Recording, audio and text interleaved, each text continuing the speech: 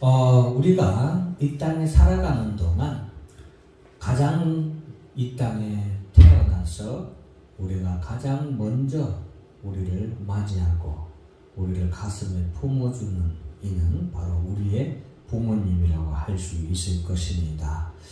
하나님께서도 이 땅에 살아가는 우리에게 하나님 백성들에게 언약, 즉 계명을 우리에게 주셨는데 그것이 바로 시내산에서 하나님께서 주셨던 십계명이라고 할 수 있겠죠. 모세가 하나님의 계명을 2개의 돌판으로 받았습니다. 본래 하나님께서 직접 그 손으로 손수 돌판에 새겨주신 계명이었습니다. 하나님께서 돌판에 그렇게 직접 새겨주신 것은 그만큼 돌에 하나님의 계명을 새겼듯이 너희들 마음에 그렇게 하나님의 계명을 잘 새기고 살아라 라는 의미에서 이렇게 주신 것이겠죠. 그런데 그 2개의 돌판 중에서 첫 번째는 하나님과의 관계에 대한 계명이 1계명부터 4계명까지 기록되어 있고, 그리고 5계명부터 10계명까지는 사람과의 관계에 대해서 하나님의 계명이 기록되어 있는데, 그 사람과의 관계에서 가장 먼저 하나님께서 말씀하시고 명령하신 것은 바로 내 부모를 공경하라라는 말씀입니다. 즉 우리가 이 땅에 살아가는 동안 우리가 인간으로서 사람으로서 이 땅에서 사회의 일원으로서 살아갈 때에 가장 기본이 되고 가장 중요한 것이 바로 누구와의 관계라는 겁니까? 부모님과의 관계라는 것입니다. 그만큼 부모님과의 관계는 매우 중요합니다.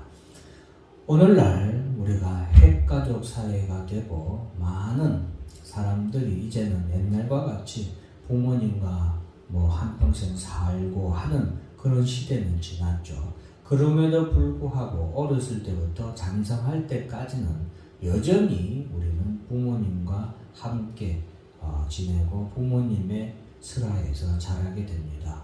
그래서 이 인간은 원래 부모님과의 이러한 관계가 매우 중요한데, 그런 부모님과의 관계를 어떻게 해야 되느냐? 하나님께서는 내 부모를 공경하라 라고 했습니다. 그만큼 부모님과의 관계는 중요하고, 하나님께서 또한 부모에 대해서 공경하는 관계로 너희가 그 관계를 잘 이어야 된다라는 것입니다.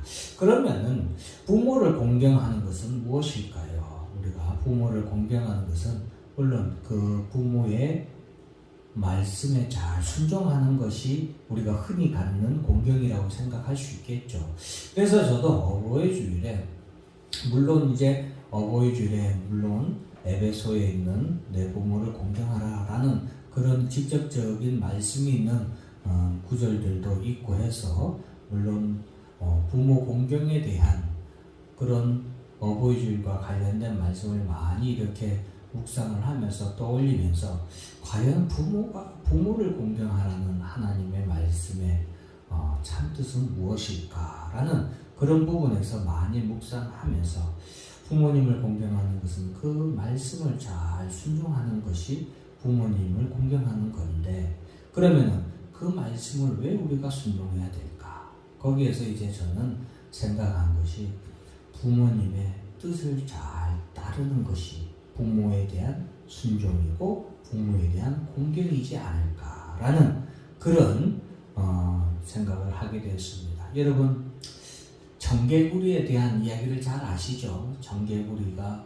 어머니가 하도 청개구리 이 녀석이 말을 안 듣고 맨날 거꾸로 하니까 비 오는 날에 자기 무덤을 개울가에 엄마가 죽을 때 개울가에 그 무덤을 묻으라고 하죠. 근데 그 뜻이 어머니의 참 뜻이었어요?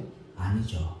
그것이 어머니의 참 뜻이 아닌데도 불구하고 이 청개구리는 그 마지막에 어머니께 효도한답시고 어머니의 말씀을 따른답시고 개울가에 이렇게 어머니의 무덤을 한 것이 얼마나 어리석은 자녀에 대한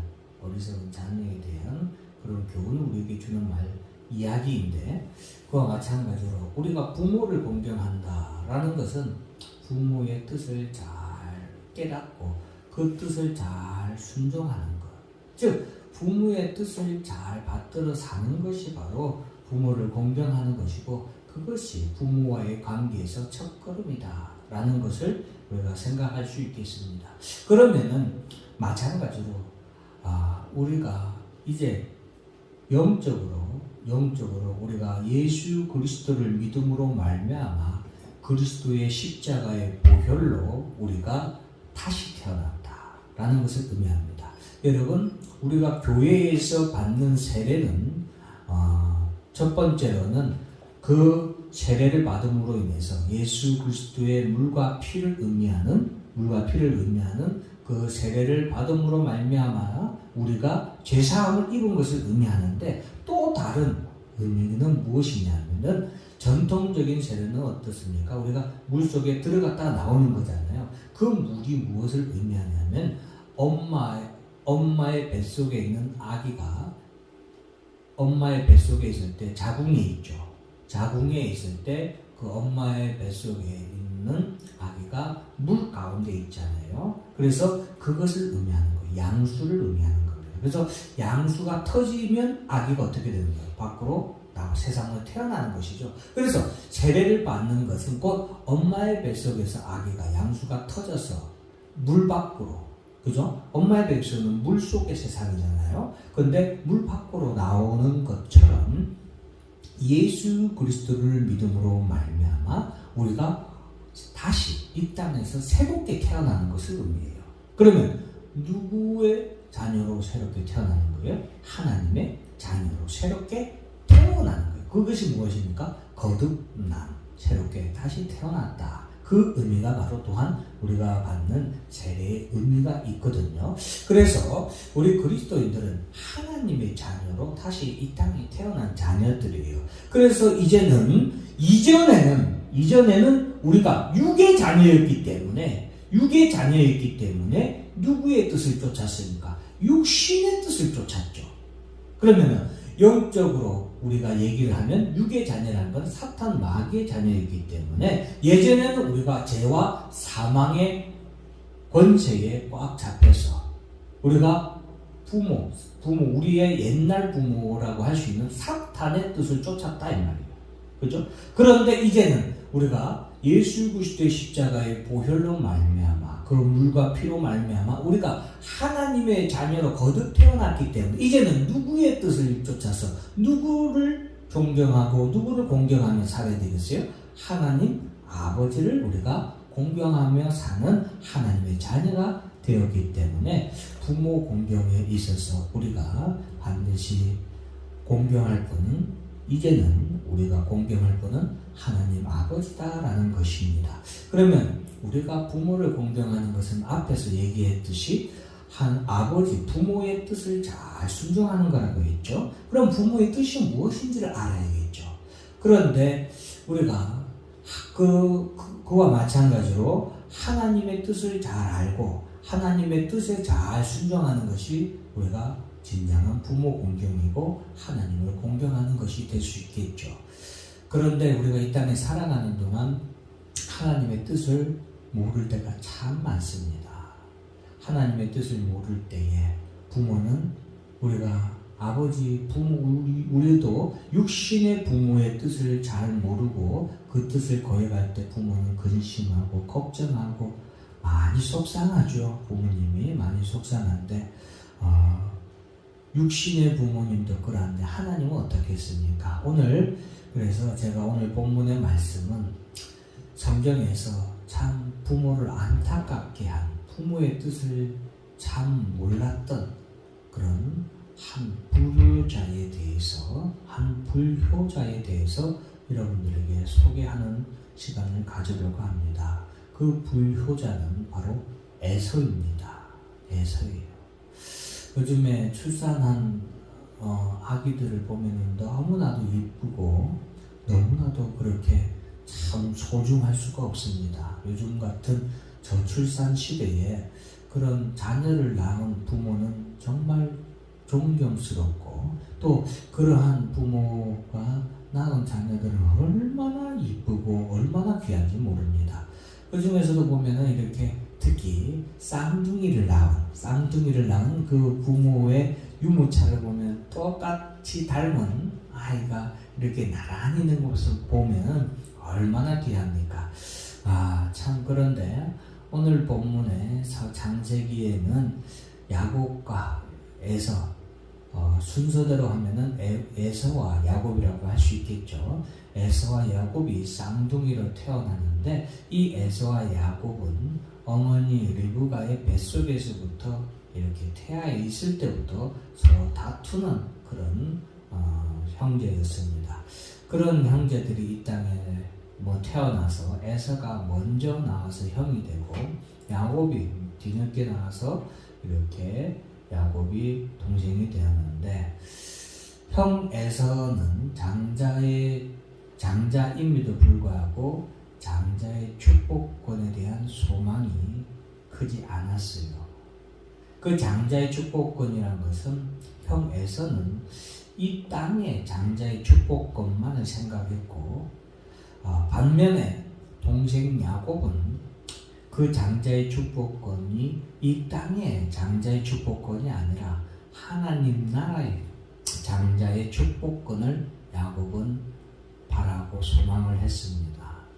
거기에서부터 벌써 에서와 야곱의 그런 바라는 방향이 그리고 목표가 그리고 출발점부터가 달랐는데요.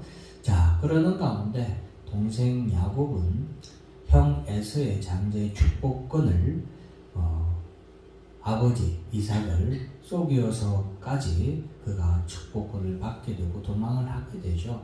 반면에 이제 에서는 형 에서임에도 불구하고 동생의 축복권을 장자의 축복권을 동생에게 빼앗기게 되지만 나중에 이제 하나님께로부터 하나님께로부터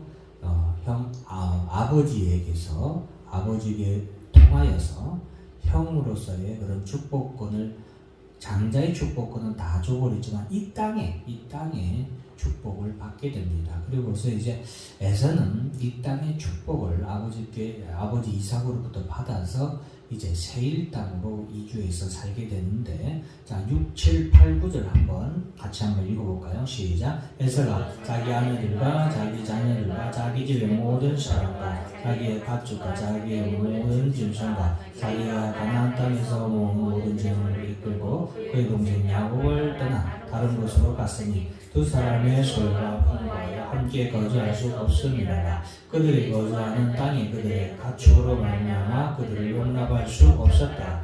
이에 에서 곧 에돔이 세일산에 거주하니라. 세일산에 있는 에돔 족속의 조상 에서의 족보는 이러하고. 이제 여러분, 에서는 에돔이라고도 해요. 에돔의 뜻이 뭐냐면 붉다라는 뜻이에요. 그래서 에서와 에돔은 똑같은 동일 이름입니다. 그래서 이 에서가 에돔인데 그러니까 에돔족 속의 조상이 에서죠. 에서가 되는데 에서는 부모에게 근심이 되었어요. 우리가 읽었던 오늘 본문 말씀을 보면은 자 34절 35절 읽어볼까요? 시작. 에서가 40세에 헷 족속 루엘의 딸 유딕과 헷 족속 엘론의 딸 바스맛을 아내로 맞이했더니 그들이 이삭과 리브가의 마음에 근심이 되었다. 이삭과 리브가의 마음에 근심이 되었더라. 왜 근심이 되었을까요? 왜 근심이 되었어요?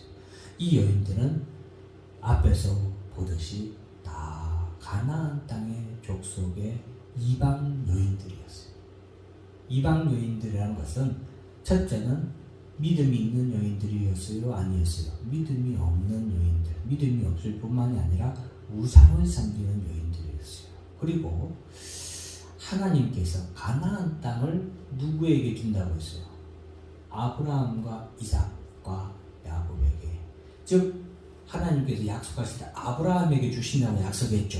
그리고 지금 아직 야곱에게는 그런 말이 없었으니까. 그리고 누구에게 준다고 해서 이삭에게 준다고 했잖아요.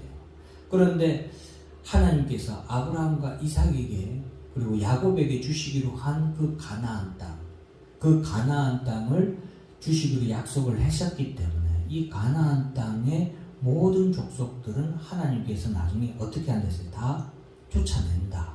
그리고 그들을 다 하나님께서 멸망시키기로 작정을 하셨잖아요. 그게 하나님 뜻이잖아요. 그래서 아브라함도 이삭의 아내를 맞이할 때에 자기 자기 본래 고향으로 가서 자기 혈족으로부터 리브가를 아내로 맞이하게 되잖아요. 가나안 땅에도 아름다운 그리고 지적인 그리고 교양 있는 여인들이 있겠지만 그럼에도 불구하고 하나님을 섬기는 그리고 이스라엘 혈통의 그런 리브가를 아내로 맞이했잖아요. 그런데 에서는 그 가나안 땅의 여인을 맞이합니다. 반면에 야곱은 가나안 땅에서부터 형 에서의 축복권을, 장자의 축복권을 그가 받아서는 어디로 가게 돼요? 외삼촌 라반의 집으로 가서 그곳에서 하나님을 섬기는 자녀의 여인을 아내로 맞이하게 되죠. 바로 이것이 바로 이삭과 리브가의 부모의 마음을 근심하게 하는 자녀와 그리고 그 부모의 마음을 기뻐하게 하는 자녀의 차이점이에요. 그것은 하나님의 뜻이 무엇인가를 알고 그것을 쫓는 자녀가 그 부모를 기쁘게 하는 것이고 하나님의 뜻을 알지 못하고 하나님의 뜻을 반대하는 즉 대적하는 자녀가 그 부모를 근심하게 하는 자녀입니다. 이삭과 리브가는 그 마음에 근심이 되었어요. 왜? 에서가 하는 행동이 그 부모의 마음이 근심이 되었다라는 것은 하나님의 뜻을 그 에서가 거역하는 그러한 삶을 살았기 때문에 그래요. 이것은 에서의 삶뿐만이 아니라 그 후손의 삶에서도 계속 나타납니다. 에서는 에돔의 조상이 되고 세일산에 거주하게 되죠. 자, 그리고 여기 보면은 앞에 자막에 보면은 에서의 아내들이 나오죠. 하나같이 전부 다 이방 족속의 딸이죠. 특히나 이스마엘의 딸도 있어요. 이스마엘의 딸. 그러니까 지금 하나님께서 나중에 멸망하기로 한 자녀의 딸들과 뭐 한 거예요? 결혼을 한 거예요. 이방 여인과 그리고 믿음 없는 여인들과 결혼을 하게 되죠. 자, 에돔 족속이 활동한 지역을 보면은 이스라엘 가나안 땅에서 보면은 남동쪽 저 밑에 있죠. 밑에 가데스 바네아에서 보면 바로 위에가 에돔이죠. 그래서 이스라엘 백성들이 가나안 땅에 입성하려고 할 때에 가데스 바네아에서 이제 출발해서 가나안 땅으로 이렇게 돌아서 가거든요. 이게 에돔 있고 모압 있고 암몬 있죠. 그쪽으로 해서 이렇게 돌아서 요단강을 건너서 이렇게 가거든요. 그런데 그때에 이스라엘 백성들이 가나안 땅에 들어가려고 할 때에 가장 첫 번째 길목에 있었던 게 에돔 족속인데 그 에돔 족속을 가로질러서 빠른 길로 가려고 했는데 그 에돔 족속이 이스라엘 백성들이 지나가는 것을 허용을 안 해요. 허락을 안 해요. 그래서 이스라엘 백성들이 빙 돌아가게 되는 그런 일이 일어나게 되거든요. 그때부터 계속해서 이스라엘 백성들을 에돔 족속은 대적합니다. 대적해요. 어떻게 보면요, 사촌지간이잖아요. 그러니까 사촌지간이에요. 형 에서이고 동생, 그것도 쌍둥이잖아요. 얼마나 가까운 존재. 이 세상적인 법으로는 얼마나 가까운 그런 가족들이에요. 그런데도 불구하고 벗어나게 됩니다. 자, 민수기 20장 14절, 17절, 18절 한번 읽어볼까요? 시작. 모세가 가데스에서 에돔 왕에게 사신을 보내며 이르되 당신의 형제 이스라엘의 말에 우리가 당한 모든 고난을 당신도 아시거니와 청하건대 우리의 당신의 땅을 지나가게 하소서. 우리가 밭으로나 포도원으로 지나가지 아니하고 우물물도 마시지 아니하고 왕의 큰 길로만 지나가고 당신의 지경에서 나가기까지 왼쪽으로나 오른쪽으로나 치우치지 아니하리다 한다고 하라 하였더니 에돔 왕이 대답하되 너는 우리 가운데로 지나가지 못하리라. 내가 칼을 들고 나아가 너를 대적할까 하노라. 즉 이것이 무엇을 제가 여러분들에게 말씀드리고자 하냐면은 성경에는 이삭과 리브가를 근심하게 돼 있잖아요. 저는 거기서 하나님을 근심하게 한 에서였다. 저는 그렇게 여러분들에게 말씀을 드리는 거예요. 부모를 근심하게 한 것이 단순히 육신의 부모를 근심하게 한 것이 뿐만이 아니라 하나님을 근심하게 하는 자녀였다. 누가? 에서가. 그리고 에서의 후손들의 삶은 계속해서 하나님을 대적하는 삶을 살게 됩니다. 살게 돼요. 자, 역대하 21장 8절부터 쭉 읽어볼까요? 시작. 여호람 때 에돔이 배반하여 유다의 지파에서 벗어나 자기 위에 왕을 세우므로 여호람이 지휘관들과 모든 병거를 거느리고 출장하였더니 밤에 일어나서 자기를 에호산 에돔 사람과 그 병거의 지휘관들을 쳤더라. 이와 같이 에돔이 배반하여 유다의 지배하에서 벗어났더니 오늘까지 그를 하였으며 그때의 림나도 배반하여 요람의 지배하에서 벗어났으니 이는 그가 그의 조상들의 하나님 여호와를 버렸음이더라. 자, 여러분, 이거는 이제 아까 에돔이 이스라엘이 가나안 땅으로 갈 때에 이스라엘 백성들에게 길을 내어주지 않았죠. 그때 원래 하나님께서는 모든 가나안 땅에 있는 모든 족속들은 다 진멸하였는데도 불구하고 에돔은 하나님께서 건드리지 마라. 왜냐하면 에돔은 누구의 후손이라서 야곱의 형 에서의 후손이기 때문에 하나님께서 긍휼을 베풀어 주셔서 에돔을 그냥 지나치게 하셨어요. 그럼에도 불구하고 에돔은 계속해서 이스라엘에 이렇게 대적을 하는 그런 행위를 하게 되고 이제 사울 왕 때 그리고 다윗 왕 때에 이 에돔이 이스라엘의 지배하에 들어가게 됩니다. 지배하에 들어가게 되는데 그 뒤로도 에돔 족속은 계속해서 이스라엘을 배신하고 배반하고 대적을 하는 그러한 하나님을 대적하는 그러한 무리의 대표적인 민족이 됩니다. 자, 역대하 28장 16절 17절 같이 한번 읽어볼까요? 시작. 그때 아하스 왕이 아수르 왕에게 사람을 보내어 도와주기를 구하였으니 이는 에돔 사람들이 다시 와서 유다를 치고 그의 백성을 사로잡았음이며 계속해서 이스라엘을 괴롭히는 자손으로 살아가게 됩니다. 어떻게 보면은 엄마 리브가의 뱃속에서 그렇게 야곱과 싸우고 다투고 한 에서의 삶이란 것은 아마도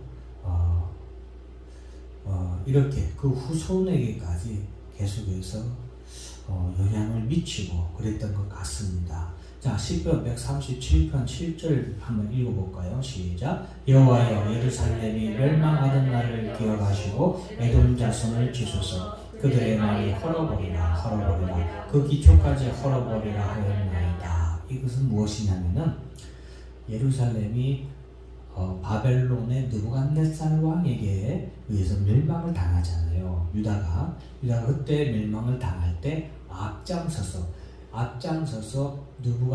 바벨론의 느부갓네살 왕을 도와주는 사람이 누구였냐면 에돔 족속이었어요.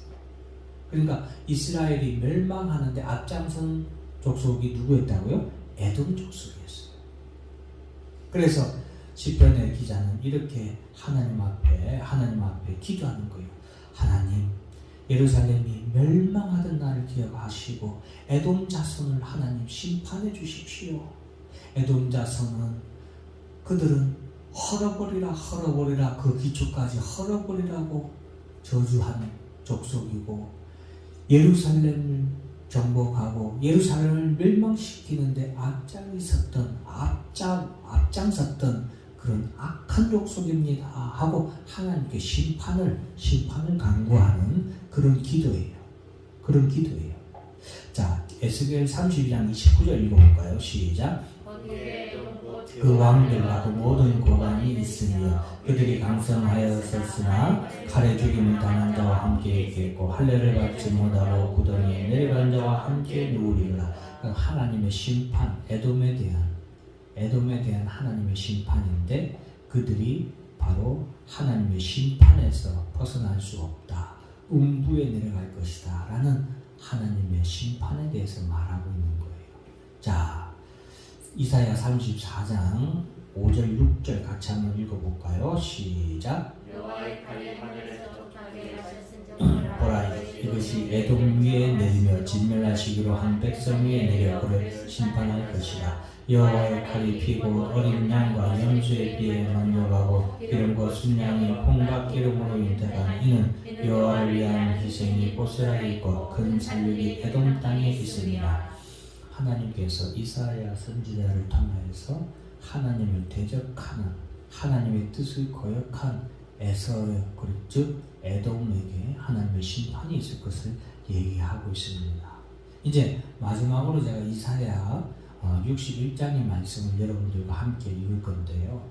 제가 오늘 이렇게 이 에서의 그리고 삶과 그리고 에서의 후손 에돔 족속의 삶을 쭉 제가 이렇게 성경에서 보여주는 이유는 무엇이냐? 하나님을 공경하는 것은 하나님의 뜻을 깨닫고 하나님의 뜻을 알고 하나님의 뜻을 따라서 사는 것. 그 하나님의 뜻을 이루며 사는 것이 바로 가장 진정한 부모 공경이다. 하나님 공경이다라는 거예요. 마찬가지예요. 사랑하는 성도 여러분, 우리가 육신의 부모를 공경하는 것도 마찬가지입니다. 육신의 부모를 공경하는 첫걸음은 그 부모님의 뜻이 무엇인가를 잘 살피고 그 부모의 뜻을 우리가 이루어가는 것, 그것이 뭐예요? 부모를 공경하는 첫걸음이고 효도의 첫걸음입니다. 마찬가지로 이제 우리가 정말 우리에게 중요한 것은 우리 육신의 부모에게 물론 우리도 효도하고 공경해야 되지만 우리가 거듭난 그리스도인으로서 하나님의 자녀로서 다시 태어난 우리가 우리에게 영적인 부모, 영적인 아버지 되신 하나님 앞에 하나님을 진정으로 공경하는 것, 그것은 무엇이냐? 하나님의 뜻을 깨닫고 그 하나님의 뜻을 온전히 이루는 것, 그것이 하나님 공경의 첫걸음이다라는 것을 여러분들에게 말씀드리고자 하는 거예요. 자, 이사야 63장 1절부터 6절까지인데요. 다 같이 한번 읽어볼까요? 시작. 에돔에서 오는 이 누구며 붉은 옷을 입고 보스라에서 오는 이 누구냐? 그의 화려한 의복 큰 권능으로 걷는 이가 누구냐? 그는 나이니 공의를 말하는 이여 고난한 능력을 가진 이니라. 어찌하여 내 의복이 울고며 내 옷이 포도즙 틀을 밟는 자 같으냐? 만민 가운데 나와 함께한 자가 없이 내가 홀로 포도즙 틀을 밟았는데 내가 노함으로 말미암아 무리를 밟았고 분함으로 말미암아 질 밟았으므로 그들이 선열이 내 옷에 튀어 내 의복을 다 더럽혔으니 이는 내 원수 갚는 날이 내 마음이 있고 내가 구속할 해가 왔으나 내가 먼저 도와주는 자도 없고 붙들어주는 자도 없으므로 이상하게 여겨 내 팔이 나를 고하며 내 분이 나를 붙들었습니다. 내가 노함으로 말미암아 만민을 밟았으며 내가 분함으로 말미암아 그들을 취하게 하고 그들의 선열이 땅에 쏟아지게 하였느니라.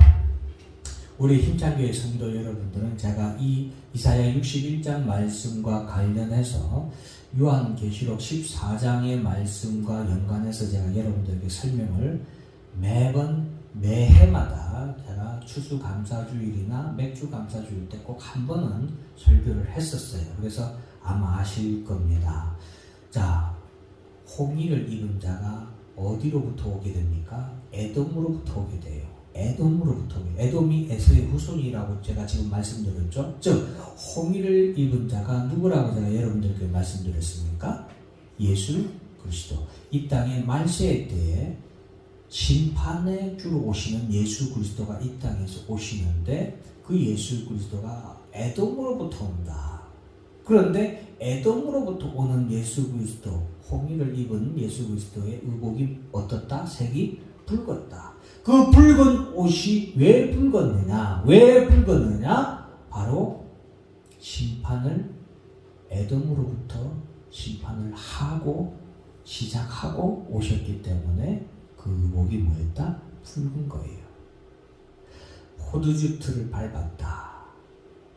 이 포도주 틀은, 이 포도는 누구를 상징한다고 했어요? 불신자를 상징한다고 제가 요한계시록에서 말씀드렸죠? 악한 자, 불신자를 의미합니다. 불신자의 대표 명사가 바로 에돔이었기 때문에 그래요. 여러분, 에돔으로부터 오는 예수 그리스도의 심판의 시작이 어디로부터? 에돔으로부터. 즉 하나님의 심판은 하나님의 뜻을 깨닫지 못하고, 하나님의 뜻을 깨닫지 못하고 하나님을 대적하는 길을 걸은 에돔으로부터 시작된다는 거예요. 그럼 하나님의 뜻은 뭐예요? 하나님의 뜻은 뭐예요? 따라서 합니다. 우리 주 예수 그리스도. 구원은 우리가 죄사함을 받고 우리가 구원을 얻는 것은 오직 우리 주 예수 그리스도를 믿음으로 말미암아 우리가 구원을 얻는 것이죠. 그죠? 그것이 바로 하나님의 뜻이에요. 하나님 나라에 가는 것. 누구를 통하여?